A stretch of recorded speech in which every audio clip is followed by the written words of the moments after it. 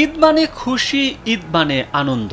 দীর্ঘ এক মাস সিয়াম সাধনার পর ঈদের নামাজের মধ্য দিয়েই শুরু হয় ঈদের প্রকৃত আনুষ্ঠানিকতা। পবিত্র ঈদ উল ফিতরে বাইতুল মোকাররম জাতীয় মসজিদে ঈদের জামাত কয়টি এবং জামাতের সময়সূচি সহ বিস্তারিত জানিয়েছে ইসলামিক ফাউন্ডেশন।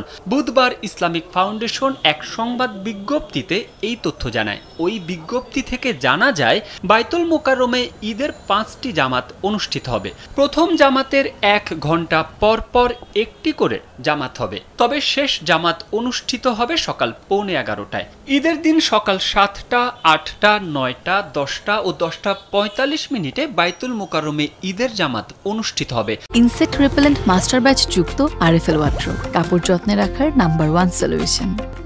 সকাল 7টায় প্রথম ঈদ জামাতে ইমামতি করবেন বাইতুল মোকাররমের পেশ ইমাম হাফেজ মুফতি মাওলানা মুহিবুল্লাহ হিলবাকি। সকাল 8টায় দ্বিতীয় জামাতে ইমাম থাকবেন সিনিয়র পেশ ইমাম হাফেজ মুফতি মাওলানা মিজানুর রহমান। সকাল 9টায় তৃতীয় জামাতে ইমাম থাকবেন ইসলামিক ফাউন্ডেশনের মুহাদ্দিস ডক্টর মাওলানা মুফতি ওয়ালিউর রহমান খান। সকাল 10টায় চতুর্থ জামাতে ইমাম থাকবেন ইসলামিক ফাউন্ডেশনের অনুবাদ ও সংকলন বিভাগের সম্পাদক ডক্টর মুশতাক আহমেদ। আর সর্বশেষ বেলা 11টায় পঞ্চম জামাতে ইমামতি করবেন ইসলামিক ফাউন্ডেশনের মুফতি মোহাম্মদ আব্দুল্লাহ।